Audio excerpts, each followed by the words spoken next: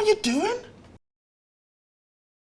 Oh, dressed up like one of the Shelbys. But How much did all of this cost? well, about 295 quid for the outfit. 200 and what? Zeke was about 200 quid and Smoke Sheen was 150. It's not a rave. We're going to be in a podcast studio. I just thought, you know, it'd be a bit of a nice atmosphere. It's a podcast. Right. Lloyd, just come on. Yeah. Just... Yeah, let's go. Oh, mate.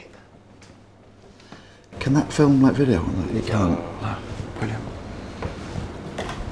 Obsessed with Peaky Blinders is back to follow all the action as the final series unfolds. What will happen to the Shelbys? Well, join us as we find out on our BBC Sounds podcast.